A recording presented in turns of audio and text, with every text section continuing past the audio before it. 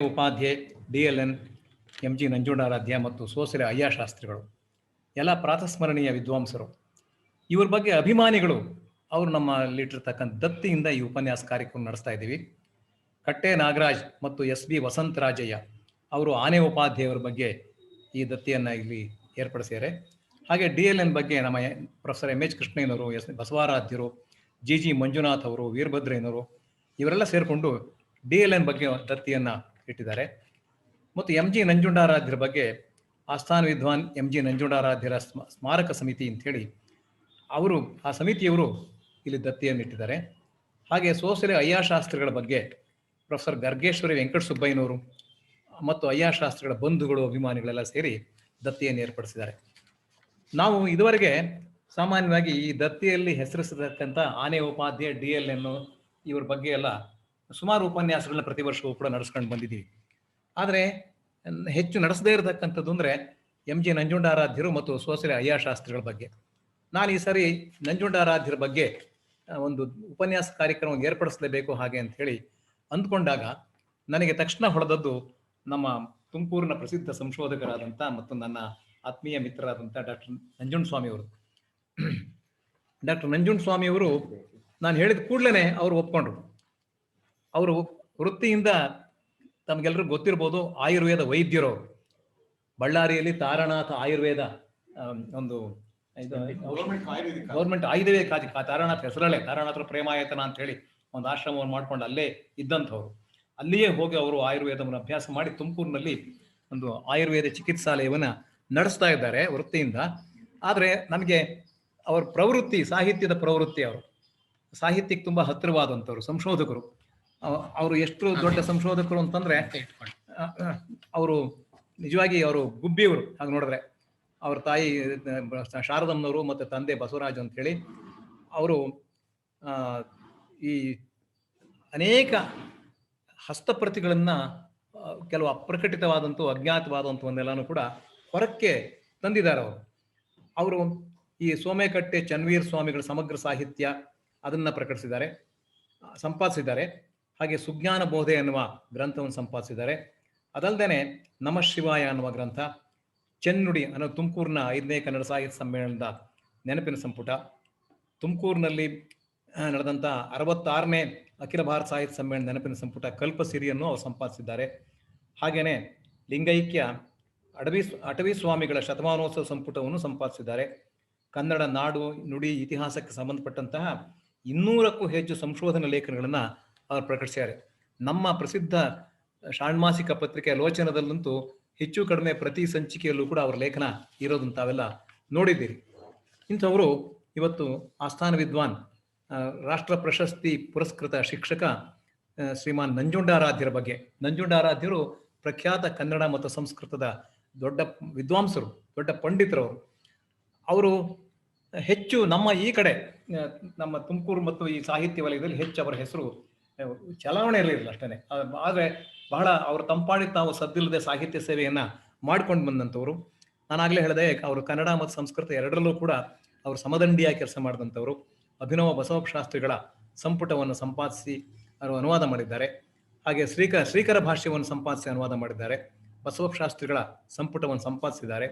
ಮತ್ತು ಉಪನಿಷತ್ತುಗಳ ಬಗ್ಗೆ ಮುಂಡಕೋಪನಿಷತ್ತು, ಕೈವಲ್ಯೋಪನಿಷತ್ತು, ಈಶಾವಾಸ್ಯೋಪನಿಷತ್ತುಗಳು ಇವುಗಳನ್ನೆಲ್ಲನೂ ಕೂಡ ಅವರು ಅನುವಾದ ವ್ಯಾಖ್ಯಾನ ಮಾಡಿದ್ದಾರೆ.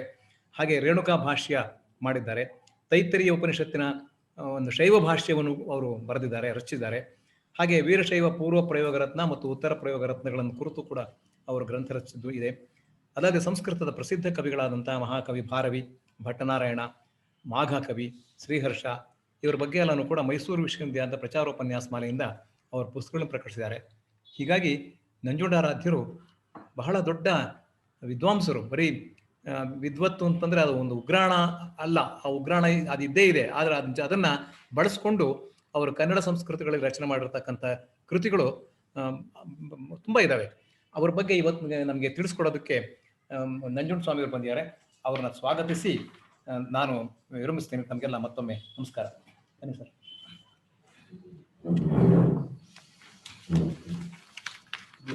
ಸಂಪುಟ ಇದೆಲ್ಲ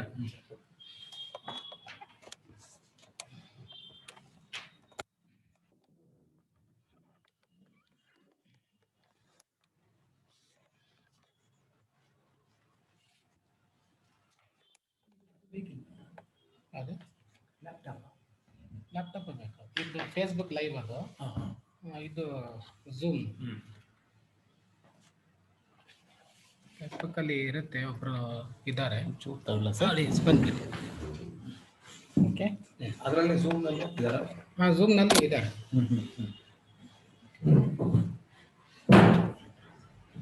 BM ಶ್ರೀ ಸ್ಮಾರ್ಟ್ ಪ್ರತಿಷ್ಠಾನದ ಅಧ್ಯಕ್ಷರಾದಂಥ ನನ್ನ ತುಮಕೂರಿನ ಪ್ರೊಫೆಸರ್ ಲಕ್ಷ್ಮೀನಾರಾಯಣ ಅವರೇ, ಈಗ ತಾನೇ ಪರಿಚಯ ಆದಂಥ ಡಾಕ್ಟರ್ ರಾಜ್ಕುಮಾರ್ ಅವರು.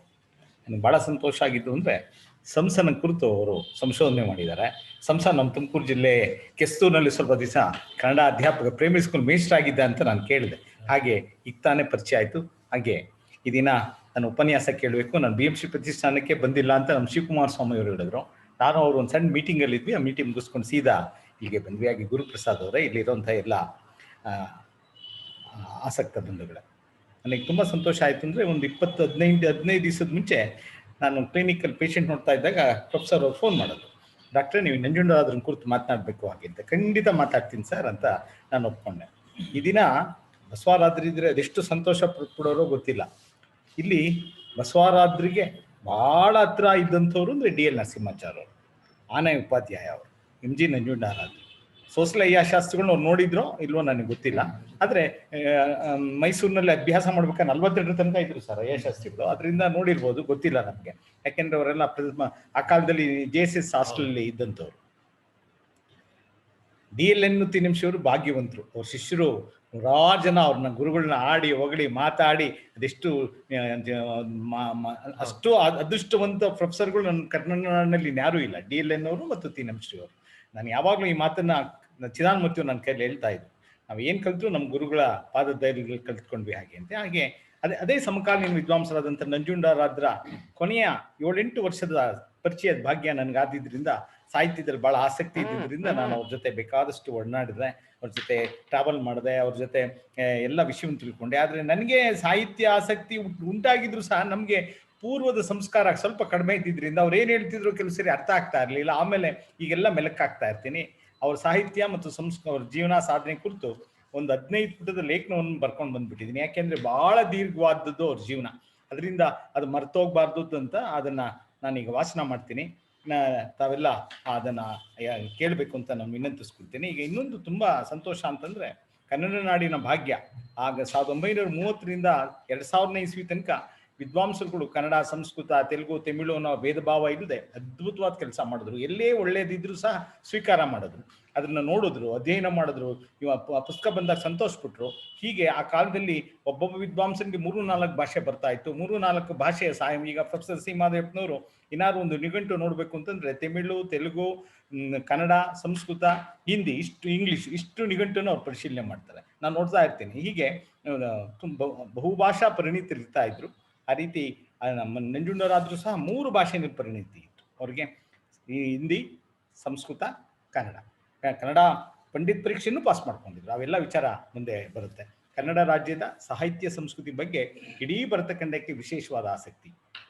ಈ ಮಣ್ಣಿನಲ್ಲಿ ವೇದ, ವೇದಾಂತ, ಉಪನಿಷತ್ತು, ಆಗಮ, ವ್ಯಾಕರಣ, ಛಂದಸ್ಸು, ಅಲಂಕಾರ, ನಿಘಂಟು ಮುಂತಾದ ಶಾಸ್ತ್ರಗಳು ತಲಸ್ಪರ್ಶಿಯಾಗಿ ಅಧ್ಯಯನಕ್ಕೆ ಒಳಪಟ್ಟಿದೆ.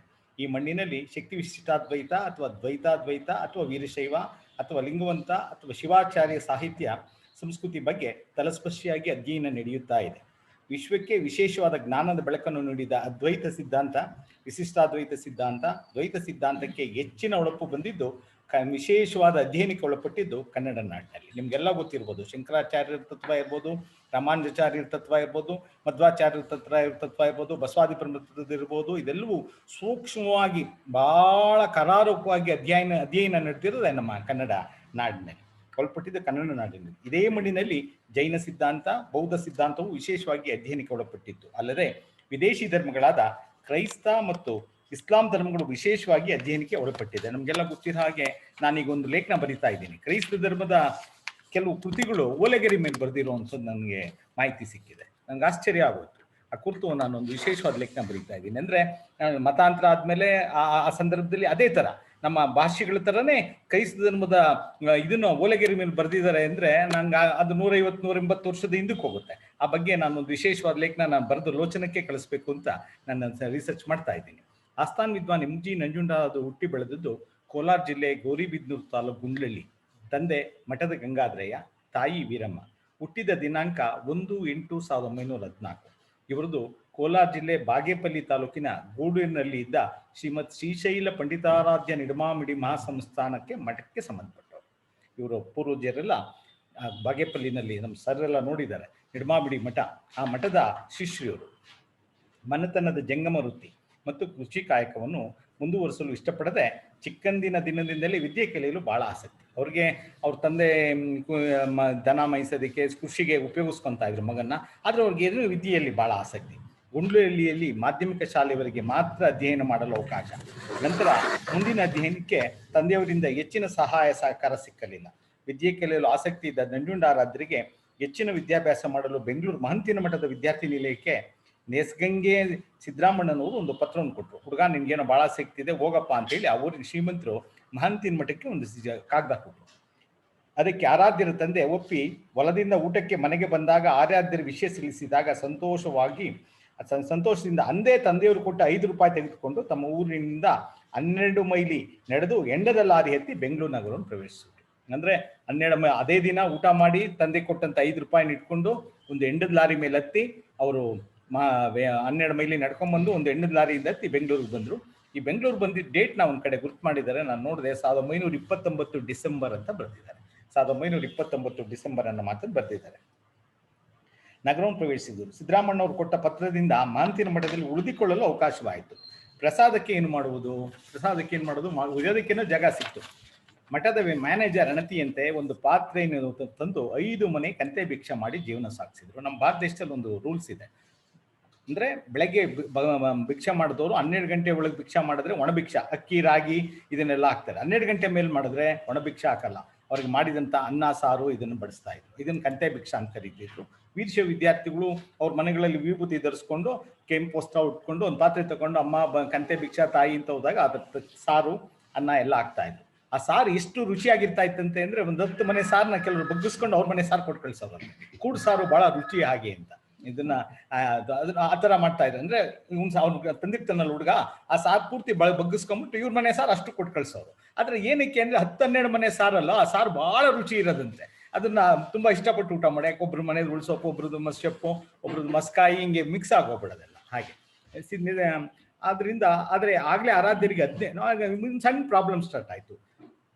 ಜೀವನ ವೇದ ಮತ್ತು ಸಂಸ್ಕೃತ ಪಾಠಶಾಲೆಗೆ ಸೇರಲು ನೆಸ್ಕಂಗೆ ಸಿದ್ದರಾಮಣ್ಣ ಅವರು ಪತ್ರವನ್ನು ತೋರಿಸಿದರು. ಆದರೆ ಆಗಲೇ ಆರಾಧ್ಯರಿಗೆ 18 ವರ್ಷ ಆಗೋಗ್ಬಿಟ್ಟಿತ್ತು. ಪಾಠಶಾಲೆಗೆ ಇಷ್ಟು ದೊಡ್ಡ ಹುಡುಗನನ್ನು ಸೇರಿಸುವುದು ಹೇಗೆ ಎಂದು ಚಿಂತಿಸ್ತಾ ಇದ್ದರು. ಪಾಠಶಾಲೆಯ ವಿದ್ಯಾಗುರುಗಳಾದ ಪೂಜ್ಯ ಪಂಡಿತ್ ಕೆ.ಎಂ. ವಿಶ್ವನಾಥ ಶಾಸ್ತ್ರಿಗಳು ಇವರನ್ನು ಶಿಷ್ಯನಾಗಿ ಸ್ವೀಕರಿಸಿದರು. ಆದರೆ ಯಾರೋ ಒಳ್ಳೆ ಮೇಷ್ಟ್ರು ಅನ್ಸುತ್ತೆ, ಇಲ್ಲ ಆಯ್ತು ನಿನ್ ವಯಸ್ಸಾಗಿರೋ ಪರವಾಗಿಲ್ಲ ಬಾರಯ್ಯ ಸೇರಿಸ್ಕೊಂತೀನಿ ಅಂತ ಸೇರಿಸ್ಕೊಂಡ್ರು. ಆರಾಧ್ಯರು ವಾರಾನ್ನಕ್ಕೆ ಮನೆಗೆ ಹೋಗ್ತಿದ್ರು. ವಾರಾನ್ನ ಅಂದ್ರೆ ಈ ಒಬ್ಬೊಬ್ಬರ ಮನೆಗೆ ಒಂದೊಂದು ದಿವಸ ಊಟಕ್ಕೆ ಹೋಗೋದು. ಇದು ಒಂದ್ಸರಿ ಬೆಂಗಳೂರಿನಲ್ಲಿ ಮೈಸೂರಿನಲ್ಲಿ ಮಹಾರಾಜ ಕಾಲೇಜ್ ಪ್ರಿನ್ಸಿಪಾಲ್ಗೆ ಯಾರೋ ಈ ಟೇಕಿಂಗ್ ವೀಕ್ಲಿ ಮೀಲ್ಸ್ ಸಾರ್ ಅಂತ ವಾರಾನ್ನ ಟ್ರಾನ್ಸ್ಲೇಟ್ ಮಾಡ್ಬಿಟ್ಟವ್ರು. ಅವ್ರಿಗೆ ಆಶ್ಚರ್ಯ, ವೀಕ್ಲಿ ಮೀಲ್ಸ್ ಅಂದ್ರೆ ವಾರಕ್ಕೆ ಒಂದ್ಸರಿ ಊಟ ಮಾಡ್ತಾನೋ, ಈಗ ಫುಲ್ ಶಿಪ್ ಅಂತ ಹೇಳ್ಬಿಟ್ರಂತೆ. ಆದ್ರೆ ಆ ಕಾಲದಲ್ಲಿ ವಾರಾನ್ನ ಅಂದ್ರೆ ಇವತ್ತು ಸೋಮವಾರ ಒಬ್ರ ಮನೆಗೆ, ಮಂಗಳವಾರ, ಅದನ್ನ ಅವ್ನು ಟ್ರಾನ್ಸ್ಲೇಟ್ ಮಾಡ್ಬೇಕಾದ್ರೆ ವೀಕ್ಲಿ ಮೀಲ್ಸ್ ಬಾಯ್ ಸಾರ್ ಅಂದ್ಬಿಟ್ಟು. ಅಯ್ಯೋ ವಾರಕ್ಕೊಂದ್ಸರಿ ಊಟ ಮಾಡಿ ಬದುಕ್ತಾನ, ಅಯ್ಯೋ boy you give full freeship and everything to this boy ಅಂತ. ಅಂದ್ರೆ ನಮ್ಮಲ್ಲಿ ಹೇಗೆ ಇಂಗ್ಲಿಷ್ ಟ್ರಾನ್ಸ್ಲೇಷನ್ ಅಪಾರ್ಥಕ್ಕಾಗ್ತಿತ್ತು ಅಂತ. ಆದ್ರೆ ಮನೆಗೆ ಹೋಗ್ತಿದ್ದು. ಅದನ್ನು ಕಂಡ ಶರಣ ಕಂಬಿ ಸಿದ್ದರಾಮಣ್ಣ ಅವರು, ಈಗಲೂ ಕಂಬಿ ಸಿದ್ದರಾಮಣ್ಣ ಹಾಸ್ಟೆಲು ಬಸವೇಶ್ವರನಗರದಲ್ಲಿದೆ. ಅವ್ರ ಮನೆ ಮಹಂತಿನ ಮಠದ ಪಕ್ಕ ಆಯ್ತು. ಅವ್ರಿಗೆ 2 ಹೆಂಡತಿಯರು. ಅವ್ರ ಮನೆಯಲ್ಲೇ ಒಂದು ಪಾಠಶಾಲೆನೇ ಇದನ್ನು ವಿದ್ಯಾರ್ಥಿ ನಿಲಯ ನಡೆಸ್ತಾ ಇದ್ರು. ಅವರಿಗೆ ಇನ್ನು ಮೇಲೆ ಬೇರೆ ಎಲ್ಲಿಗೂ ಹೋಗೋಬೇಡ, ನಮ್ಮ ಮನೆಯಲ್ಲೇ ಪ್ರಸಾದ ಮಾಡು ಎಂದು ಹೇಳಿದ್ರು. ಅದಕ್ಕೆ ಯಾರಾದ್ರೂ ಒಪ್ಪಿದ್ರು. ಅವರು ಆ ತಂದೆ ಆ 2 ಹೆಂಗಸರು ಸೇರಿ ಅವ್ರ ಮನೆಯಲ್ಲಿ ಬಹಳಷ್ಟು ಜನಕ್ಕೆ ಪ್ರಸಾದದ ವ್ಯವಸ್ಥೆ ಮಾಡಿದ್ರು. ಬಡ ಹುಡುಗರಿಗೆ ಒಂದೊಂದು ದಿನ ವಾರಾನ್ನ ಸಿಗದೇ ಇರುವಾಗ ನೀವು ಆವಡಿಗೂ ಊಟ ಹಾಕೋದಾದ್ರೆ ನಾನು ದಿನ ನಿಮ್ಮ ಮನೇಲಿ ಬರ್ತೇನೆ ಅಂದ್ರಂತೆ. ಹುಡುಗನ ಬುದ್ಧಿಯನ್ನು ಮೆಚ್ಚಿ ಸಾಹುಕಾರರು ಒಪ್ಪಿದರು. ಎಷ್ಟು ಜನ ಕರ್ಕೊಂಬಾರಯ್ಯ ಅಂದ್ರಂತೆ.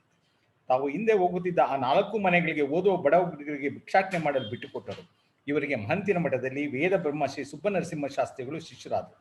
ಸರ್ಪಭೂಷಣ ನಡೆಯುತ್ತಾ ಇದ್ದಂಥ ವೇದ ಪಾಠಶಾಲೆಯಲ್ಲಿ ಮತ್ತು ಗೌರವ ವೀರಭದ್ರಪ್ಪನವರು ವೀರಶೈವ ಸಂಸ್ಕೃತ ವೇದ ಪಾಠಶಾಲೆಯಲ್ಲೂ ವಿದ್ಯಾಭ್ಯಾಸ ಮಾಡಿದ್ರು. ಆ ಕಾಲದಲ್ಲಿ 3 ಕಡೆ ಕಲಿಯೋಕ್ಕೆ ಅವಕಾಶ ಇತ್ತು. ಶಾಸ್ತ್ರಿಗಳು ಹೇಳ್ತಾರೆ, ಆರಾದ್ರೆ ಹೇಳ್ತಾರೆ, ಮಾಂತಿನ ಮಠದಲ್ಲೂ ಕಲಿತಾ ಇದ್ವಿ, ಗೌಡ್ರ ವೀರಭದ್ರಪ್ಪನವ್ರ ಚರಿತ್ರದಲ್ಲೂ ಕಲಿತಾ ಇದ್ವಿ. ಅದು ಮುಗಿಸ್ಕೊಂಡು ಮೇಷ್ಟ್ರು ಸರ್ಪೂಷಣ್ ಮಠಕ್ಕೆ ಹೋಗ್ತಾ ಇದ್ರಂತೆ, ಸರ್ಪೂಷಣ್ ಮಠದಲ್ಲೂ ಹೋಗ್ತಾ ಇದ್ರಂತೆ. ಹೀಗೆ ಬೆಳಗ್ಗೆ 5 ಗಂಟೆಯಿಂದ 10 ಗಂಟೆ ತನಕ ಏನು ಟೈಟ್ ಶೆಡ್ಯೂಲ್ ಅವ್ರಿಗೆ, ಒಂದು 10 ನಿಮಿಷ ಅಲ್ಲಿಂದ ಎಲ್ಲ ವಾಕ್ ಮಾಡ್ಬೋದಾಗಿತ್ತು.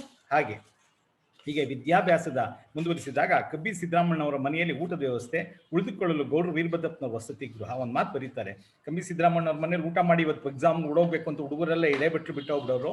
ಅವ್ರ ಹೆಂಡತಿ 25-30 ತಟ್ಟೆ ತಗೊಂಡು ತೊಳಿತಾ ಇದ್ದಿದ್ದನ್ನು ನಾನು ನೋಡಿದ್ದೀನಿ. ಈ ಹುಡುಗರಿಗೆ ಒಂದು 2 ನಿಮಿಷ ಇಲ್ಲಿ ಆಯ್ತು ಹೋಗಪ್ಪ ಅಂತ ಕಳಿಸ್ತಾ ಇದ್ರು. ಸ್ವಲ್ಪನೂ ಬೇಜಾರಾಗ್ದಿದ್ದ ಇವರೆಲ್ಲರ ಇಂದು ತಟ್ಟೆಗಳನ್ನ ತಾಯಿ ತೊಳಿತಾ ಇದ್ರು ಹಾಗೆ ಅಂತ ಹೇಳ್ತಾರೆ.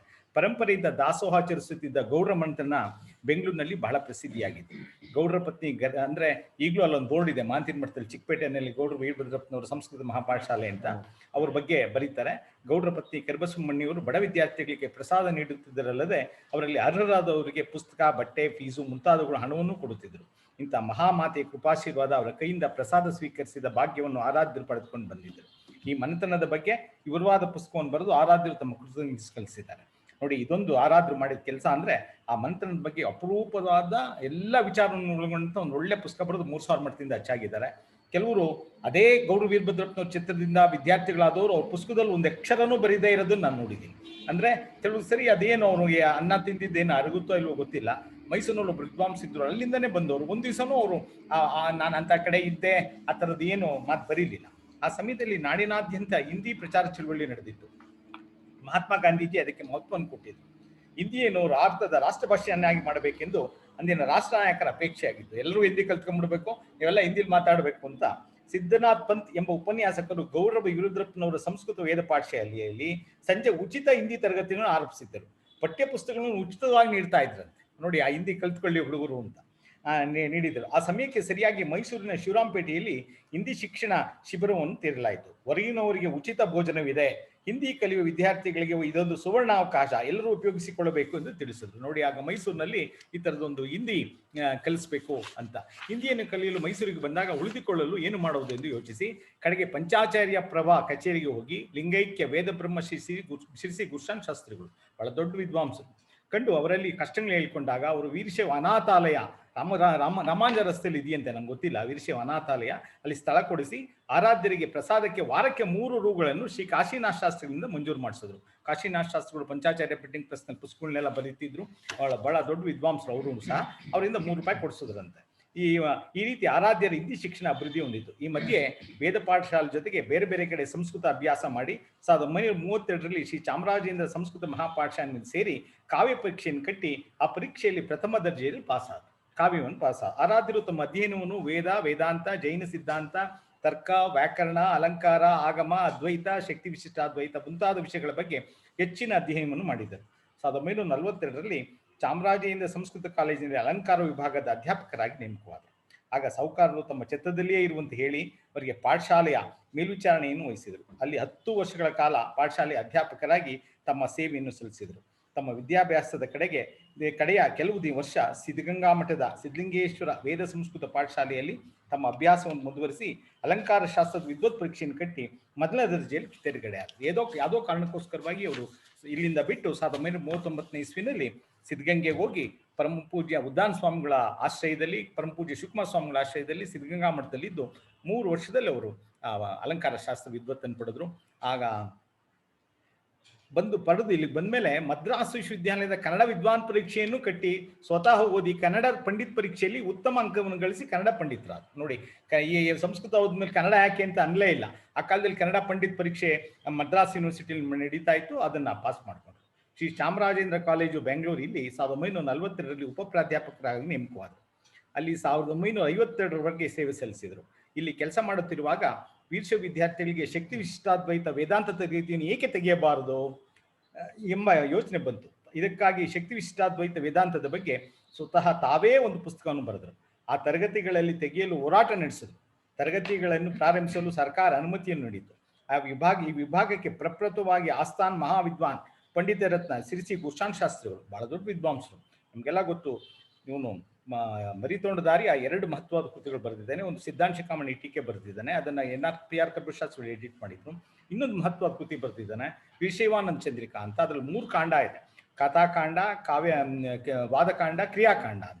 ಇದುವರೆಗೂ ಕ್ರಿಯಾಕಾಂಡ ಕಥಾಕಾಂಡ 2 ಅಚ್ಚಾಗಿಲ್ಲ, ವಾದಕಾಂಡ ಮಾತ್ರ ಅಚ್ಚಾಗಿರೋದು.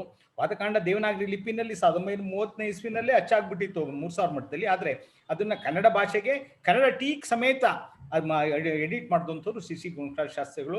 ಆಗ ಬೇಲಿ ಮಠದ ಸಿದ್ಧಲಿಂಗ ಸ್ವಾಮಿಗಳು ಅದನ್ನ ಪಬ್ಲಿಷ್ ಮಾಡಿದ್ದಾರೆ. ಇವತ್ತೇನಾದ್ರು ಮಾಡಬೇಕು ಅಂದ್ರೆ ಒಂದು 20 ಲಕ್ಷ ರೂಪಾಯಿ ದುಡ್ಡು ಬೇಕಾಗುತ್ತೆ, ಅಷ್ಟು ದೊಡ್ಡ ಗ್ರಂಥ. ಅಂತ ಮಹತ್ವದ ಗ್ರಂಥವನ್ನು ಬೆಂಗಳೂರಿನಲ್ಲಿದ್ದಾಗ ಶ್ರೀ ಗುರುಶಾನ್ ಶಾಸ್ತ್ರಿಗಳು ಮಾಡಿದ್ರು. ಅವರು ಶಕ್ತಿ ವಿಶಿಷ್ಟ ಅದ್ವೈತವನ್ನ ಪಾಠ ಮಾಡೋದಿಕ್ಕೆ ಬಂದರು. ಅವ್ರು PR ಕರ್ಬುಶಾಸ್ತ್ರಿಗಳ ಆಸ್ಥಾನ್ ಮಹಾವಿದ್ವಾನ್, ಕರ್ನಾಟಕ ಭಾಷಾ ರತ್ನ ನಾಲ್ವಡಿ ಕೃಷ್ಣಾಜೋಡಿಯವರು ಒಬ್ಬರೇ ಒಬ್ರಿಗೊಂದು ಪ್ರಶಸ್ತಿ ಕೊಟ್ಟಿದ್ದು. ಅದು PR ಕರ್ಬುಶಾಸ್ತ್ರಿಗಳಿಗೆ ಕನ್ನಡ ಭಾಷಾ ರತ್ನ ಅಂತ, ಭಾಷಾರತ್ನಂ ಅನ್ನೋಂಥ ಶಬ್ದ ಕೊಟ್ಟರು 1918ನೇ ಇಸ್ವಿಯಲ್ಲಿ. ಅವರ ಶಿಷ್ಯರು ಇವರು ಇಂಥವ್ರು ಶಕ್ತಿ ವಿಶಿಷ್ಟಾದ್ವೈತದ ಬಗ್ಗೆ ತಾವೇ ಒಂದು ಪ್ರಾಧ್ಯಾಪಕರಾಗಿ ನೇಮಿಕೊಂಡ್ರು. ಆರಾಧ್ಯರು ಶಕ್ತಿ ವಿಶಿಷ್ಟಾದ್ವೈತವನ್ನು ಪರೀಕ್ಷೆ ಮುಗಿಸಿರ್ಲಿಲ್ಲ ನೋಡಿ. ಅವರು ಎಲ್ಲ ಪ್ರಾರಂಭ ಮಾಡಿಸಿದ್ರು, ಆದರೆ ಶಕ್ತಿ ವಿಶಿಷ್ಟಾದ್ವೈತ ಪರೀಕ್ಷೆ ಮುಗಿಸಿರ್ಲಿಲ್ಲ. ಆದ್ದರಿಂದ ಆರಾಧ್ಯರು ಪಾಠ ಮಾಡೋದು ಸರಿಯಲ್ಲ ಎಂದು ಬೇರೆ ವಿದ್ವಾಂಸರು ವಾದ ಮಾಡೋದಂತ. ಇವ್ರು ಓದೇ ಇಲ್ಲ, ಇವ್ರು ಹೆಂಗ್ ಪಾಠ ಮಾಡ್ತಾರೆ ಅಂತ ಆಗ ಆರೋಪಿಸಿದ್ರು. ಮೊದಲ ಆರಾಧ್ಯರು ಶಕ್ತಿ ವಿಶಿಷ್ಟಾದ್ವೈತ ಸಿದ್ಧಾಂತ ಪರೀಕ್ಷೆಯನ್ನು ಬರೆದು ಮೊದಲ ರ್ಯಾಂಕ್ ಪಡೆದ್ರಂತೆ, ಫಸ್ಟ್ ರ್ಯಾಂಕ್ ಪಡೆದ್ರಂತೆ. ಶಕ್ತಿ ವಿಶಿಷ್ಟಾದ್ವೈತ ಬಗ್ಗೆ ಪಾಠ ಹೇಳುವ ಅರ್ಹತೆ ಪಡೆದರು. ಬೆಂಗಳೂರಿನ ಶ್ರೀ ಜಯಚಾಮರಾಜೇಂದ್ರ ಸಂಸ್ಕೃತ ಕಾಲೇಜಿನಲ್ಲಿ ಶಕ್ತಿ ವಿಶಿಷ್ಟಾದ್ವೈತ ವೇದಾಂತದ ತರಗತಿ ಪ್ರಾರಂಭವಾಯಿತು. ಬೆಂಗಳೂರಿನ ಸಂಸ್ಕೃತ ಕಾಲೇಜಿನಲ್ಲಿ ಸಾಹಿತ್ಯ, ಶಕ್ತಿ ವಿಶಿಷ್ಟಾದ್ವೈತ ವೇದಾಂತ ಮತ್ತು ವೀರಶೈವ ಆಗಮದ ಪ್ರಾಧ್ಯಾಪಕರಾಗಿ ಸೇವೆ ಸಲ್ಲಿಸಿದರು. ಬೆಂಗಳೂರಿನಲ್ಲಿ ಈ ಸೇವೆ ಸಲ್ಲಿಸಿದರು. 1953ರಲ್ಲಿ ಆರಾಧ್ಯರು ಬೆಂಗಳೂರಿನಿಂದ ಮೈಸೂರಿನ ಮಹಾರಾಜ ಸಂಸ್ಕೃತ ಕಾಲೇಜಿಗೆ ವೀರಶೈವ ಆಗಮ ಉಪ ಪ್ರಾಧ್ಯಾಪಕರಾಗಿ ನೇಮಕವಾದರು. 1959ರವರೆಗೆ ಸೇವೆ ಸಲ್ಲಿಸಿದರು. ಇಲ್ಲಿಯೂ ವೀರಶೈವ ವಿದ್ಯಾರ್ಥಿಗಳಿಗೆ ಲಭ್ಯವಾಗದ ಶಕ್ತಿ ವಿಶಿಷ್ಟಾದ್ವೈತ ವೇದಾಂತದ ವರ್ಗವನ್ನು ಏಕೆ ತೆಗೆಯಬಾರದು ಎಂದು ಯೋಚಿಸಿ ಅದಕ್ಕಾಗಿ ಹೋರಾಟ ನಡೆಸಿ ಕಡೆಗೆ ಆ ತರಗತಿಗಳನ್ನು ಪ್ರಾರಂಭಿಸುವುದರಲ್ಲಿ ಯಶಸ್ವಿಯಾದರು. ಇವರೇ ಅಪಾರವಾದ ಪಾಂಡಿತ್ಯವನ್ನು ಕಂಡು ಸಂಸ್ಕೃತ ವಿದ್ಯಾ ಇಲಾಖೆಯ ಇವರನ್ನು ವೀರಶೈವ ಆಗಮದ ಪ್ರಾಧ್ಯಾಪಕರನ್ನಾಗಿ 1969ರಲ್ಲಿ ನೇಮಕ ಮಾಡಿತು. ಶಕ್ತಿ ವಿಶಿಷ್ಟಾದ್ವೈತ ಪ್ರಾಧ್ಯಾಪಕರಾಗಿ 1965ರಲ್ಲಿ ನೇಮಕವಾಗಿ 1975ವರೆಗೂ ಮೈಸೂರಿನ ಸಂಸ್ಕೃತ ಕಾಲೇಜಿನಲ್ಲಿ ತಮ್ಮ ಸೇವೆಯನ್ನು ಸಲ್ಲಿಸಿದರು. ಮೈಸೂರು ಸುತ್ತೂರು ಮಠದ ವಿದ್ಯಾರ್ಥಿ ನಿಲಯ ಆರಂಭದಲ್ಲಿ ನಡೆದ ಎಲ್ಲ ಘಟನೆಗಳನ್ನು ನೇರವಾಗಿ ಕಂಡವರು ಆರಾಧರು. ಈಗ ಗೊತ್ತು ಸುತ್ತೂರು ವಿದ್ಯಾಸಂಸ್ಥೆ ಎಷ್ಟು ದೊಡ್ಡ ಕೆಲಸ ನಡೀತಾ ಇದೆ, ಅದು ಪಾಠಶಾಲೆ ಹೇಗೆ, ಅದರಲ್ಲಿದ್ದಂಥ ಎಂತೆಂಥ ಪ್ರತಿಭಾವಂತ ವಿದ್ಯಾರ್ಥಿಗಳು ಅಲ್ಲಿ ಓದಿದ್ರು ಅಂತ ನಮ್ಗೆ ಗೊತ್ತಿರೋ ಹಾಗೆ ತಿಪ್ಪೇರುದ್ರ ಸ್ವಾಮಿಯವರು, ಚಿದಾನಂದ ಮೂರ್ತಿಯವರು, ಬಸವರಾಜರು, ಇವರು ಅನಂತಮೂರ್ತಿಯವರು, ಏನು ಅಲ್ಲೊಂದು ದೊಡ್ಡ ಲಿಸ್ಟನ್ನೇ ನಾವು ಕೊಡ್ಬೋದು. ಅಲ್ಲೆಲ್ಲ ವಿದ್ಯಾರ್ಥಿ ನಿಲಯ ಆರಂಭಿಸಲು ನಿರೀಕ್ಷಿಸಿದ ಒಂದು ಅಮೃತಗಳಿಗೆ ಕೂಡಿ ಬಂದಿತ್ತು. ಅವರು ಈ ಸಂಕಲ್ಪ ತಿಳಿದಾಗ ಅವರದ್ದು ಬರಿಗೈ, ಸ್ವಾಮಿಗಳ ಹತ್ರ ದುಡ್ಡೇ ಇರಲಿಲ್ಲವಂತೆ. ಆದ್ರೆ ಅವ್ರಿಗಿದ್ದಿದ್ದು ಆದಿಗುರುವಿನ ಬಗೆಗಿದ್ದ ಭಕ್ತಿಯೇ ಸ್ಥಿರ ಆಸ್ತಿ. ಅಂದ್ರೆ ಶಿವರಾತ್ರೀಶ್ವರನ್ನು ನೆನೆಸ್ಕೊಂಡು ಅಕ್ಷಯ ತವನಿಧಿ. 19/9/1941 ಸಂಜೆ ಅರಮನೆ ಹುಜೂರ್ ಸೆಕ್ರೆಟರಿ ಶ್ರೀ ಕೆ ಗುರುದತ್ ಅವರ ಅಧ್ಯಕ್ಷತೆಯಲ್ಲಿ ನೆರವೇರಿತು. ಇದು ಎಲ್ಲ ಕಾರ್ಯಕ್ರಮದಲ್ಲಿ ನಂಜುಂಡಾರಾದ್ರು ಭಾಗವಹಿಸಿರೋದ್ರಿಂದ ಅದನ್ನ ವಿದ್ಯಾರ್ಥಿ ನಿಲಯದ ಪ್ರಾರಂಭೋತ್ಸವದ ಆಹ್ವಾನ ಪತ್ರಿಕೆ ಮೊದಲೇ ಮುದ್ರಿತವಾಗಿತ್ತು. ದೊಡ್ಡ ಗುರುಗಳಿಗೆ ಹೇಳಿರ್ಲಿಲ್ಲ ಚಿಕ್ಕವರು ಹಿಂಗೆ ಒಂದು ವಿದ್ಯಾರ್ಥಿ ನಿಲಯ ಮಾಡ್ತೀನಿ ಅಂತ. ಅವರು ವಿದ್ಯಾರ್ಥಿ ಮುಖಂಡರಾದ ಶ್ರೀ MG ನಂಜುಂಡಾರಾದ್ರನ್ನ, ಪರಶಿವಮೂರ್ತಿಗಳನ್ನ, BP ನಾಗರಾಜಮೂರ್ತಿಗಳನ್ನು ಕಿರಿಯಶ್ರೀಗಳವರು ಕರೆದು ಮುದ್ರಿತ ಆಹ್ವಾನ ಪತ್ರಿಕೆಯೊಡನೆ ಹಿರಿಯ ಗುರುಗಳಿಗೆ ಆಹ್ವಾನಿಸಲು ಸುತ್ತೂರಿನ ಕಳಿಸ್ಕೊಟ್ರು. ಮುಂದುವರೆದರು. ಇತಿಹಾಸ ಜಗದ್ಗುರು ಪಟ್ಟದ ಶಿವರಾತ್ರೀಶ್ವರ ಸ್ವಾಮಿಗಳು 1902ರಲ್ಲಿ ಪಟ್ಟಾಧಿಕಾರ ಆಗಿತ್ತು. 1967 ತನಕ ಜೀವಂತವಾಗಿದ್ದು 67ರಲ್ಲಿ ಶಿವೈಕ್ಯರಾದರು ಅಥವಾ ಮಂತ್ರ ಮಹರ್ಷಿಗಳು ಅಂತ ಪ್ರಸಿದ್ಧರಾದರು. ಪ್ರತಿನಿತ್ಯ ಒಂದು 2000ರಿಂದ ಒಂದು 5000 ತನಕ ನಮ ಶಿವಾಯವನ್ನು ಬರೀತಿದ್ರು. ಸ್ನಾನ, ಪೂಜೆ, ಧ್ಯಾನ ಆದ್ಮೇಲೆ ಯಾವಾಗಲೂ ನಮ ಶಿವಾಯ ಮಂತ್ರ ಮಹರ್ಷಿಗಳು ಅಂತಾನೆ ಅವ್ರಿಗೆ ಹೆಸರು. ಇದು ಶಿವಮಂತ್ರವನ್ನ ಬರೀತಾ ಇದ್ರು. ಅವ್ರಿಗೆ ಅದಕ್ಕೆ ಹಿರಿಯ ಜಗದ್ಗುರುಗಳು ವಿದ್ಯಾರ್ಥಿ ನಿಲಯಕ್ಕೆ ಶಿವರಾತ್ರೀಶ್ವರನ ಹೆಸರಿಡಲು ಅರಮನೆ ಅನುಮತಿ ನೀಡಿದ ಬಗ್ಗೆ ಮೇಲೆ ವಿದ್ಯಾರ್ಥಿ ನಿಲಯವನ್ನು ದಯಮಾಡಿ ನಮ್ಗೆ ಅನುಮತಿ ಕೊಡಬೇಕು, ಶಿವರಾತ್ರೀಶ್ವರ ನಿಲಯ ಅಂತ ಇರ್ತೀವಿ, ನಾವೇ ವಿದ್ಯಾರ್ಥಿಗಳು ಸೇರಿ ಒಂದು ಹಾಸ್ಟೆಲ್ ಮಾಡ್ತಾ ಇದ್ದೀವಿ ಅಂತ ಹೇಳಿದಾಗ ನಮ್ಮ ಯಾಕೆ ವಿದ್ಯಾರ್ಥಿ ನಮ್ಮ ಜಗದ್ಗುರುಗಳ ಹೆಸರಿಟ್ಟ ಮೇಲೆ ನಮ್ಮ ಮಠದಿಂದಲೇ ಯಾಕೆ ನಡೀಬಾರ್ದು ಅಂತ ಹೇಳಿ ಆಗ್ಲಿ ಅಂತ ಒಪ್ಕೊಳ್ತಾರೆ. ವಿದ್ಯಾರ್ಥಿಗಳು ಆನಂದ ಭರಿತರಾಗಿ ಶ್ರೀಗಳ ಚರಣಗಳಿಗೆ ದೀರ್ಘದಂಡವಾಗಿ ಅಡ್ಡಬಿದ್ರು. ಅಂದ್ರೆ ದೊಡ್ಡ ಜಗದ್ಗುರುಗಳು ಏನು ಹೇಳ್ತಾರೋ ಅಂತ ಭಯ ಇತ್ತು. ಆದ್ರೆ ದೊಡ್ಡ ಸ್ವಾಮಿಗಳು ಸಹ ಬಹಳ ಸಂತೋಷ ಪಟ್ಟಿದ್ದರಿಂದ ಮುಂದೆ ಸುತ್ತೂರು ಮಠದಿಂದ ಪ್ರಾರಂಭವಾದ ವಿದ್ಯಾಸಂಸ್ಥೆಗೆ ಜಗದ್ಗುರು ಶಿವರಾತ್ರೀಶ್ವರ ಮಹಾವಿದ್ಯಾಪೀಠ ಎಂದ ಹೆಸರನ್ನು ಇರಿಸಿದವರು ಸಹ ಆರಾಧ್ರೆ ಅಂತ. ಆಗ ಅದು ಏನೇನು ಹೆಸರಿಡಬೇಕು ಅಂದಾಗ ಜಗತ್ತು ಇಲ್ಲ ಈ ಥರ ಇಡೋಣ ಅಂತ ಸೂಚಿಸಿದವರು ಯಾರಾದ್ರು. ಇಂದಿನವರೆಗೂ ಬೃಹದಾಕಾರವಾಗಿ ಬೆಳೆದ ನಾಡಿನಾದ್ಯಂತ ಪ್ರಸಿದ್ಧವಾಗಿದೆ. ನಮಗೆಲ್ಲ ಗೊತ್ತು, ದೇಶ ವಿದೇಶದಲ್ಲಿ ಸುತ್ತೂರು ಸಂಸ್ಥೆಯ ಎಷ್ಟು ಕಡೆ ಬೇಕಾದಷ್ಟು ಇಂಜಿನಿಯರಿಂಗ್ ಆ್ಯಂಡ್ ಮೆಡಿಕಲ್ ಕಾಲೇಜುಗಳು ನಡೆದಿರೋದು ನಮಗೆಲ್ಲ ಗೊತ್ತು. ಇದೇ ರೀತಿ ನಿರ್ಮಾಮಡಿ ಶ್ರೀಶೈಲ ಸಂಸ್ಥಾನದ ವಿದ್ಯಾಶಾಲೆ ಮತ್ತು ಸಾಹಿತ್ಯ ಕ್ಷೇತ್ರ ಮುಂದುವರಿಯಲು ಸಹ ಆರಾಧ್ಯರ ಅಪಾರವಾದ ಸೇವೆ ಸಂದಿರೋದನ್ನ ನಮ್ಮ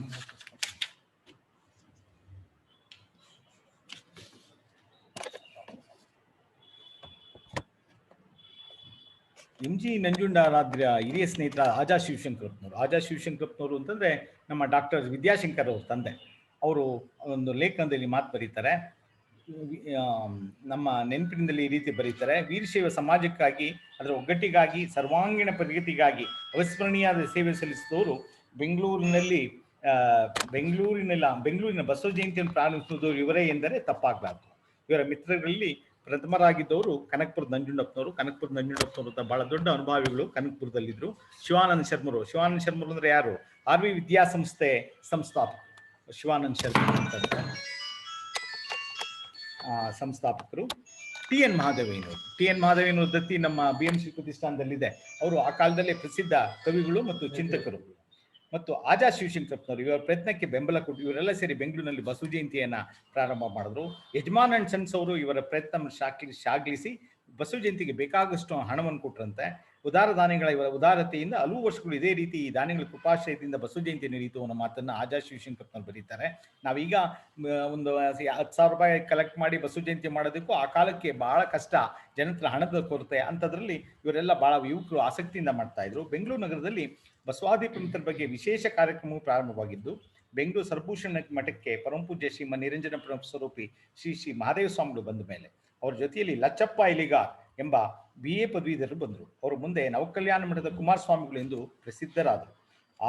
ಅಂದಿನ ನಿವೃತ್ತ ಹೈಕೋರ್ಟ್ ಜಡ್ಜ್, ಚೀಫ್ ಜಸ್ಟಿಸ್ ಆಗಿದ್ದಂಥ ಮಹಾದೇವಯ್ಯನವರು ಅವರನ್ನು ಕರ್ನಾಟಕದ ವಿವೇಕಾನಂದ ಎಂದು ಬಾಯಿ ತುಂಬಾ ಹೊಗಳಿದರು. ಶ್ರೀ ನಂಜುಂಡಾರಾಧ್ಯರು ವೀರಶೈವ ಸಮಾಜೋದ್ಧಾರಕ ಸಂಘ ಎಂಬ ಸಂಸ್ಥೆಯನ್ನು ಸ್ಥಾಪಿಸಿ ಬೆಂಗಳೂರಿನ ಹಲವಾರು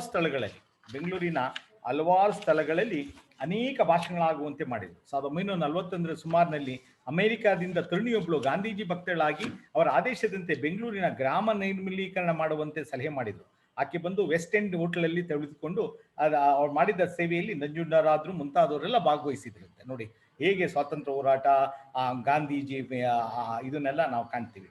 1929 ಸಿದ್ಧಗಂಗಾ ಮಠದಲ್ಲಿ ಪರಮಪೂಜ್ಯ ಶಿವಕುಮಾರ ಸ್ವಾಮಿಗಳು ಪಟ್ಟಾಧಿಕಾರ ಕ್ರಮ ಅಂತ ಸ್ವೀಕಾರ ಆಗಬೇಕು ಹಾಗೆ ಅಂತ ಮುಂದಕ್ಕೆ 1930 ಮಾರ್ಚಲ್ಲಿ ಅವರಿಗೆ ಪಟ್ಟಾಧಿಕಾರ ಆಯಿತು. ಆ ಸಂದರ್ಭದಲ್ಲಿ ಪಟ್ಟಾಧಿಕಾರಕ್ಕೆ ಹೋಗಿದ್ದಂಥವರು ಆಜಾ ಶಿವಶಂಕರಪ್ಪನವರು, ಎಂ.ಜಿ. ನಂಜುಂಡಾರಾದ್ರು, ಲಚ್ಚಪ್ಪ ಎಲಿಗಾರ್ ಅಂದ್ರೆ ನವಕಲ್ಯಾಣ ಮಠದ ಕುಮಾರಸ್ವಾಮಿಗಳು ಮತ್ತು ಅಮೆರಿಕದ ಮಹಿಳೆ ಭಾಗವಹಿಸಿದರು. ಇದಕ್ಕೆ ಕೆಲವು ದಿನ ಹಿಂದೆ ಧಾರವಾಡದಲ್ಲಿ ಲಚ್ಚಪ್ಪ ಎಲಿಗಾರ್ ಅವರಿಗೆ ಲಿಂಗಧಾರಣೆ ಆಗಿತ್ತು. ಆ ಕಾರ್ಯಕ್ರಮಕ್ಕೂ ನಾವೆಲ್ಲ ಹೋಗಿದ್ದೆವು ಎಂದು ಆಜಾ ಶಿವಶಂಕರಪ್ಪನವರು ಜ್ಞಾಪಿಸಿಕೊಂಡಿದ್ದಾರೆ. ಅಲ್ಲದೆ ಸಿದ್ಧಗಂಗಾ ಮಠದಲ್ಲಿ ಅಮೆರಿಕನ್ ಮಹಿಳೆ ಬಾಳೆ ಎಲೆಯಲ್ಲಿ ಊಟ ಮಾಡಿದ್ದನ್ನು ದಾಖಲಿಸಿದ್ದಾರೆ. ಅಂದ್ರೆ ಆ ಕಾಲದಲ್ಲಿ ಫಾರಿನರ್ಸು ಅವರಿಗೆ ಕೂತ್ಕೊಂಡು ಬಾಳೆ ಎಲೆಯಲ್ಲಿ ಊಟ ಮಾಡಕ್ ಬರ್ತಿರ್ಲಿಲ್ಲ. ಆದ್ರೆ ಆಕೆ ಚದುರಂಗರು ತಮ್ಮ ನೆನಪಿನಲ್ಲಿ ಈ ರೀತಿ ದಾಖಲಿಸಿದ್ದಾರೆ. 1944ರಲ್ಲಿ ಆನಕೃಷ್ಣರಾಯರ ಮನೆಯಲ್ಲಿ ನಂಜುಂಡಾರಾಧ್ಯ ಪರಿಚಯವಾಯಿತು. ಆನಕರು ಅವರು ಆರಾಧ್ಯರನ್ನು ಕುರಿತು ಕನ್ನಡ ಕುಲ ರಸಿಕರಲ್ಲಿ ಬರೆದ ಲೇಖನವನ್ನು ನನಗೆ ಓದಿ ತೋರಿಸಿದರು. ಅನಕರು ಅವರ ಮನೆಗೆ ಹೋದಾಗಲೆಲ್ಲ ಆರಾಧ್ಯರಿಗೆ ಹಾಲುವನ್ನು ಕೊಡ್ತಾ ಇದ್ರಂತೆ. ಅದನ್ನ ಸ್ಪಷ್ಟವಾಗಿ ಚದುರಂಗ ಬರೆದಿದ್ದಾರೆ. ಆರಾಧ್ಯರು ಅನಕರು ಮನೆಗೆ ಬಂದಾಗ ಅವ್ರಿಗೆ ಹಾಲು ಹಣ್ಣನ್ನು ಕೊಡ್ತಾ ಇದ್ರು ಅಂತ. ಅನಕರು ಅವರ ಅಂದಿನ ದಿನದಲ್ಲಿ ಉಪನ್ಯಾಸಕ್ಕೆ ಹೋದ ಕಡೆಗೆ ಆರಾಧ್ಯರನ್ನು ಕರ್ಕೊಂಡು ಹೋಗ್ತಿದ್ರು. ಅನಕರು ಅವರು ಜನರನ್ನು ಮಂತ್ರಮುಗ್ಧರನ್ನಾಗಿ ಉಪನ್ಯಾಸ ಮಾಡಿದರೆ ಆರಾಧ್ಯರು ವಿದ್ವತ್ಪೂರ್ಣವಾಗಿ ಮಾತನಾಡ್ತಿದ್ರು. ಇದರಿಂದ ಒಂದು ಸಮತೋಲನ ಏರ್ಪಟ್ಟುತ್ತಿತ್ತು. ಅವರೊಟ್ಟಿಗೆ ನಾನು ಹೋಗುತ್ತಿದ್ದೆ. ಅವರ ಭಾಷಣಗಳ ಜೊತೆಗೆ ನನಗೂ 4 ಮಾತನಾಡುವಂತೆ ಪ್ರೋತ್ಸಾಹಿಸುತ್ತಿದ್ದರು. ನಾನು ಅವರಿಬ್ಬರಷ್ಟು ಮಾತುಗಾರನಲ್ಲ, ಏನೋ ಒಂದಿಷ್ಟು ಮಾತನಾಡುತ್ತಿದ್ದೆ ಅನ್ನೋ ಮಾತನ್ನು ಹೇಳಿದ್ದಾನೆ. ನಂಜುಂಡಾರಾದ್ರು 1952ರಲ್ಲಿ ಇದೊಂದು ಬಹಳ ಮುಖ್ಯವಾದದ್ದು, ಒಳ್ಳೆ ಘಟನೆ ಇದು. 52 ಹಿರಿಯೂರಿನಲ್ಲಿ ನಡೆದ ಪ್ರಗತಿಶೀಲ ಸಮ್ಮೇಳನಕ್ಕೆ ಬಂದಿದ್ರು. ಪ್ರಗತಿಶೀಲ ಸಮ್ಮೇಳನ ಅಂತ ಅನಕರು ನಡೆಸ್ತಾ ಇದ್ರು. ಅಂಥದ್ದೊಂದು ಸಮ್ಮೇಳನ ಹಿರಿಯೂರಿನಲ್ಲಿ 1952ರಲ್ಲಿ ನಡೆದಿತ್ತು. ಆಗ ನಾನು ಹಳ್ಳಿಯಲ್ಲಿದ್ದೆ. ಮೈಸೂರಿಗೆ ಬಂದಾಗ ಗೆಳೆಯರಾದ ಗೋಪಾಲ್ ಕೃಷ್ಣ ಅಡಿಗರು ಸಿಕ್ಕು ಹಿರಿಯೂರು ಸಮ್ಮೇಳನದ ಬಗ್ಗೆ ಹೇಳಿದರು. ಹೋಗೋಣ ನಡೀರಿ ಎಂದು ಒತ್ತಾಯಿಸಿದರು. ರಾತ್ರಿ ರೈಲಿನಲ್ಲಿ ಪ್ರಯಾಣ ಮಾಡಲು ನನಗೆ ಉತ್ಸಾಹವಿರಲಿಲ್ಲ. ನಾನು ಬರುವುದಿಲ್ಲ, ನೀವು ಹೋಗಿ ಎಂದೆ. ಆದರೆ ಅಡಿಗರು ಬಿಡಲಿಲ್ಲ. ನಾನು ವಿಶಿಷ್ಟವಾದ ಸಮ್ಮೇಳನ ಹೋಗಲೇಬೇಕು, ಬನ್ನಿ ಎಂದರು. ನಾವಿಬ್ಬರು ರೈಲಿನಲ್ಲಿ ಇಳಿದು ಹೋದೆವು. ಬೆಳಗ್ಗೆ ಹಿರಿಯೂರು ತಲುಪಿದಾಗ ಬಿಡಾಲದ ಒಳಗಡೆ ದೇವಡು ನರಸಿಂಹಶಾಸ್ತ್ರಿಗಳು ಮಲಗಿದ್ರು. ಆಚೆ ಮಲಗಿದ್ದವರು ಯಾರು ಅಂದ್ರೆ ದೇವಡು ನರಸಿಂಹಶಾಸ್ತ್ರಿಗಳು.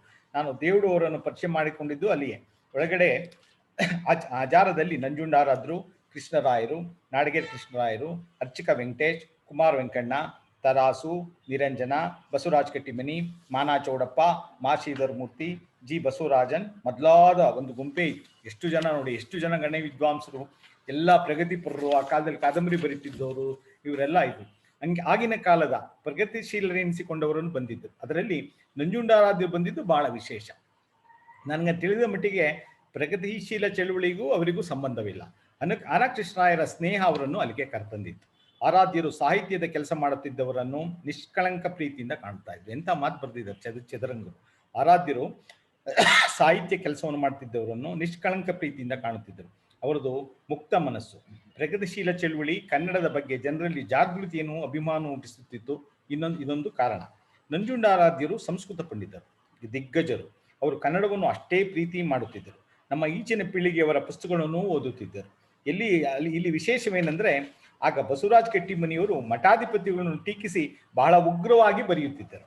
ಅದನ್ನು ಆರಾಧ್ಯರು ಬೇಸರವಿಲ್ಲದೆ ಓದಿ ಅವರನ್ನು ಸ್ವಂತ ತಮ್ಮನಂತೆ ಮಾತನಾಡಿಸುತ್ತಿದ್ದರು. ನಾನು ತಿಳಿದಂತೆ ಅವರು ಕಟ್ಟಿಮನಿಯವರೊಂದಿಗೆ ಯಾವುದೇ ಭೇದ ಭಾವ ಮಾಡುತ್ತಿರಲಿಲ್ಲ, ಅವರನ್ನು ಕೀಳಾಗಿ ಕಾಣುತ್ತಿರಲಿಲ್ಲ. ಆ ದೃಷ್ಟಿಯಲ್ಲಿ ಅವರು ಪ್ರಗತಿಶೀಲರು. ಅವರು ಕೃಷ್ಣರಾಯರನ್ನು ಎಷ್ಟೋ ಒಪ್ಪುತ್ತಿರಲಿಲ್ಲ, ಆದರೆ ಅದು ಅವರ ಸ್ನೇಹಕ್ಕೆ ಚ್ಯುತಿ ತರಲಿಲ್ಲ. ಕೃಷ್ಣರಾಯರ ಬಗ್ಗೆ ಎಷ್ಟೋ ಟೀಕೆಗಳು ಬಂದಾಗ ಆರಾಧ್ಯರು ಆ ಕುರಿತು ಅವರ ಜೊತೆ ಮಾತನಾಡುತ್ತಿರಲಿಲ್ಲ. ಕೃಷ್ಣರಾಯರ ಬಗ್ಗೆ ಅವ್ರದ್ದು ಹೇಳುತ್ತಿದ್ದ ಮಾತೆಂದರೆ, ಕೃಷ್ಣರಾಯರು ವಿಶಾಲ ಮನೋಭಾವದ ಮನುಷ್ಯರು, ಯಾರನ್ನೂ ದ್ವೇಷಿಸದ ಮನುಷ್ಯರು ಅವರು. ಅಂದರೆ ಯಾರನ್ನೂ ದ್ವೇಷಿಸಿದ ಉಜ್ವಲ ಕನ್ನಡ ಪ್ರೇಮಿ. ಕೃಷ್ಣರಾಯರಿಗೆ ಆರಾಧ್ಯರ ಬಗ್ಗೆ ಗೌರವ ಬರುವುದಕ್ಕೆ ಕಾರಣ ಆರಾಧ್ಯರ ಕನ್ನಡ ಪ್ರೇಮ. ಅವರ ಕನ್ನಡ ಪ್ರೇಮಕ್ಕೆ ಕೃಷ್ಣರಾಯರು ಕಾರಣ. ಆರಾಧ್ಯರನ್ನು ಮತ್ತೆ ನೋಡಿದ್ದು ದೇವಳವರ ಮನೆಯಲ್ಲಿ. ಅವರು ನಂಜುಂಡಾರಾಧ್ಯರ ಜೊತೆಯಲ್ಲಿ ವೇದಾಂತಗಳ ವಿಷಯವನ್ನು ಬಗ್ಗೆ ಚರ್ಚೆ ಮಾಡುತ್ತಿದ್ದರು. ನಂಜುಂಡಾರಾಧ್ಯರು ಕನ್ನಡ ಸಾಹಿತ್ಯ ಪರಿಷತ್ನಲ್ಲಿ ಕನ್ನಡ ನುಡಿಯ ಸಂಪಾದಕರಾಗಿದ್ದಂತೆ. ನೋಡಿ, ಅದೆಷ್ಟು ನನಗೆ ಬಹಳ ಸಂತೋಷ ಆಯಿತು. ಅದನ್ನೊಂದು ಕಾಲ ಗೊತ್ತಾಗಬೇಕು ಅಂತ ಬಿಟ್ಟೆ. ಆಗಿನ ಕನ್ನಡ ಹಿರಿಯ ಲೇಖಕರ ಒಡನಾಟವಿತ್ತು. ಸರ್, ಅವರು BMC ಅವರ ಜೊತೆ ಓಡಾಡುತ್ತಿದ್ದನ್ನು ನಾನು ನೋಡಿದ್ದೆ ಅಂತ ಚದುರಂಗರು ಹೇಳ್ತಾರೆ. ನಂಗೆ ಬಹಳ ಸಂತೋಷ ಆಯಿತು. ಹಂಗೆ ನಾನು ಅನ್ಕೊಂತೀನಿ ಅವರಿಗೆ ಸ್ವಲ್ಪ ಅವ್ರು ಒಳ್ಳೆಯ ಒಂದು ಜೀವನ ಚರಿತ್ರೆ ಬರೆದಿದ್ರೆ ಅವರು ಇವ್ರನ್ನು ಯಾರು ನಮ್ಮ ತಳಕಿನ ವೆಂಕಣ್ಣಯ್ಯನವರು ಸಹ ನೋಡಿರ್ಬೋದು. ಅವ್ರನ್ನು ಯಾಕೆಂದರೆ 1939 ನೋಡಿರ್ಬೋದು. ಅವರು BMC ಅವ್ರ ಜೊತೆ ಓಡಾಡುತ್ತಿದ್ದನ್ನ ನಾನು ಅವ್ರನ್ನ ನೋಡಿದ್ದೆ. ಆಗ ನಾನು ಇನ್ನೂ ಕಣ್ಣು ತೆರೆಯುತ್ತಿದ್ದೆ. ಚದುರಂಗರು ಹೇಳೋದು. DV ಗುಂಡಪ್ಪನವರು, ವಿ ಸೀತಾರಾಮಯ್ಯನವರು, GP ರಾಜರತ್ನಂನವರು, B ಪುಟ್ಟಸ್ವಾಮಯ್ಯನವರು ಅಂದರೆ ಕಾದಂಬರಿಗಾರರು, ಪ್ರಸಿದ್ಧ ಕಾದಂಬರಿಗಾರರು. ಪ್ರಜಾವಾಣಿಯ ಪತ್ರಿಕೆ ಪ್ರಪ್ರಥಮ ಸಂಪಾದಕರು. ಅದನ್ನು ನಂಬಿಕೆ ಇಟ್ಕೋಬೇಕು. ಪ್ರಜಾವಾಣಿ ಪತ್ರಿಕೆ ಪ್ರಪ್ರಥಮ ಸಂಪಾದಕರು. ಕುರುಕ್ಷೇತ್ರ ಮುಂತಾದ ನಾಟಕಗಳನ್ನು ಬರೆದವರು. CK ವೆಂಕಟರಾಮಯ್ಯನವರು, MR ಶ್ರೀನಿವಾಸಮೂರ್ತಿಯವರು ಮೊದಲಾದರ ಜೊತೆ ಅವರಿಗೆ ಸಂಪರ್ಕವಿತ್ತು. ಇದು ಎಂಥ ಘಟಾನುಘಟಿಗಳು. ಎಲ್ಲ ಕನ್ನಡ ನಾಡಿಗೆ ಎಷ್ಟು ದೊಡ್ಡ KS ಧರಣೇಂದ್ರಯ್ಯನವರು ಅವರಿಗೆ ತುಂಬಾ ಕೇವಲ ವ್ಯಾಕರಣ ತೀರ್ಥ ಚಂದ್ರಶೇಖರ್ ಶಾಸ್ತ್ರಿಗಳು ಸಂಪರ್ಕಕ್ಕೆ ಅವರಿಗಿತ್ತು. ಅವರಿಗೆ ವ್ಯಾಕರಣ ಚಂದ್ರಶೇಖರ್ ನಾವೆಲ್ಲ ನೋಡಿದ್ವಿ. KS ಧರಣೇಂದ್ರಯ್ಯನವರು ಹಾಗೆ ತುಂಬಾ ಆರಾಧ್ಯರು ಮೈಸೂರಿಗೆ ಬಂದ ಮೇಲೆ ರಾಜಾರಾಮ್ ಅಗ್ರಹಾರದಲ್ಲಿ ವಾಸಿಸುತ್ತಿದ್ದರು. ನಾನು ಹಳ್ಳಿಯಿಂದ ಬಂದಾಗಲೆಲ್ಲ ಅವರ ಮನೆಗೆ ಹೋಗಿ ಬರುತ್ತಿದ್ದೆ. ಅವರಿಗೆ ಮೈಸೂರಿನಲ್ಲಿ ತರಾಸು, ಆನಂದ, ಕೊಡ್ಲಿ ಚಿದಂಬರಂ ಅವರು ಸ್ನೇಹವಾಯಿತು. ಆನಂದ ಅಂದರೆ ಸಣ್ಣ ಕಥೆಯನ್ನು ಬರೆದಂಥವ್ರು ಆನಂದ ಅವರು. ತರಾಸು ಬಗ್ಗೆ ನಮಗೆಲ್ಲ ಗೊತ್ತು. ಕೊಡ್ಲಿ ಚಿದಂಬರಂ ಅವರು ಬಹಳ ದೊಡ್ಡ ಪ್ರಕಾಶಕರು. ಆ ಪ್ರಕಾಶನ ಸಂಸ್ಥೆ. ಗೋಪಾಲಕೃಷ್ಣ ಅಡಿಗರ ಸ್ನೇಹ ಬೆಂಗಳೂರಿನಿದ್ದಲ್ಲಾಗೆ ಬೆಳೆದಿತ್ತು. ರಾಮರಾಯರ ಪ್ರೆಸ್ನಲ್ಲಿ ನಾವೆಲ್ಲ ಸೇರುತ್ತಿದ್ದವು. RN ನಾಯ್ಡು, DBK ಮೂರ್ತಿ ಇವರಲ್ಲಿ ಸೇರುತ್ತಿದ್ದರು. ಆಗ ದೊಡ್ಡ ಗಡಿಯಾರದ ಇವರ ಕಾಫಿ ಅಂಗಡಿಯಲ್ಲಿ ಹಣ್ಣಿನ ರಸ ಕೊಡಿಸ್ತಾ ಇದ್ರು. ಎಲ್ಲರಿಗೂ ಹಣ್ಣಿನ ರಸ ಕೊಡಿಸ್ತಾ ಇದ್ರು ಆರೋಗ್ಯ ದೃಷ್ಟಿಯಿಂದ. ನಂತರದ ದಿನಗಳಲ್ಲಿ ದಾಸ್ ಪ್ರಕಾಶ್ ಹೋಟೆಲಲ್ಲಿ ಸೇರುತ್ತಿದ್ದೆವು. ಆರಾಧ್ಯರು ತಮ್ಮ ಜೊತೆ ಭಾಗವಹಿಸ್ತಾ ಇದ್ರು ಮಾತನ್ನ ಚದುರಂಗರು ಬರೆದಿದ್ದಾರೆ. ನಂಜುಂಡಾರಾಧ್ಯರು ಸಂಪ್ರದಾಯಸ್ಥರು. ಅವರಿಗೆ ಸ್ತ್ರೀಯರ ಬಗ್ಗೆ ಸಂಪ್ರದಾಯದ ಗೌರವ ಅವರನ್ನು ತುಂಬಾ ಪ್ರೀತಿಯಿಂದಲೂ ಕಾಣುತ್ತಿದ್ದರು. ನನ್ನ ಹೆಂಡತಿ ಬಗ್ಗೆ ತುಂಬಾ ಸಂತೋಷ. ನನ್ನ ಹೆಂಡತಿಗೆ ಆ ಬಗ್ಗೆ ತುಂಬಾ ಸಂತೋಷ ಆಯಿತು. ಬಹಳ ಗೌರವ ಕೊಟ್ಟು ಮಾತಾಡಿಸ್ತಾರೆ ಆರಾಧ್ಯರು ಅಂತ ಹೇಳಿ ಚದುರಂಗರ ಹೆಂಡತಿ ಯಾವಾಗಲೂ ಚದುರಂಗರಿಗೆ ಹೇಳ್ತಾ ಇದ್ದಾರೆ. ಅವರಿಗೆ ಅವರ ಬಗ್ಗೆ ಅಷ್ಟೇ ಪ್ರೀತಿ ಗೌರವವಿತ್ತು. ಚದುರಂಗರ ಮನೆಯವರು, ಆರಾಧ್ಯ ಕುಟುಂಬದವರು ಒಮ್ಮೆ ಕೃಷ್ಣರಾಜ ಸಾಗರಕ್ಕೆ ಹೋಗುವಾಗ ಬೃಂದಾವನದ ಹತ್ತಿರ ಇದ್ದಕ್ಕಿದ್ದಂತೆ ಒಬ್ಬ ರಸ್ತೆ ಬದಿಯಿಂದ ರಸ್ತೆ ಮಧ್ಯ ನುಗ್ಗಿ ಕಾಲಿಗೆ ಡಿಕ್ಕಿ ಹೊಡೆದುಕೊಂಡು ಬಿಟ್ಟ. ಅವನಿಗೆ ತುರ್ತು ಚಿಕಿತ್ಸೆ ಕೊಡಿಸಿದ ಮೇಲೆ ಅವನು ಪೂರ್ಣ ಗುಣವಾಗುವವರೆಗೆ ಅವನನ್ನು ಆರಾಧ್ಯರು ತಮ್ಮ ಮನೆಯಲ್ಲೇ ಇಟ್ಟುಕೊಂಡು ಉಪಚರಿಸಿದ್ರಂತೆ. ನೋಡಿ, ಆಕ್ಸಿಡೆಂಟ್ ಆಗೋಯ್ತಲ್ಲ, ವಾಸಿ ಆಯ್ತು, ಆದ್ರೆ ಅವನು ಸಂಪೂರ್ಣ ಗುಣವಾಗಿ ಓಡಾಡಂಗ ಆಗೋ ತನಕ ಆರಾಧ್ಯರು ತಮ್ಮ ಮನೆಯಲ್ಲಿ ಅವನ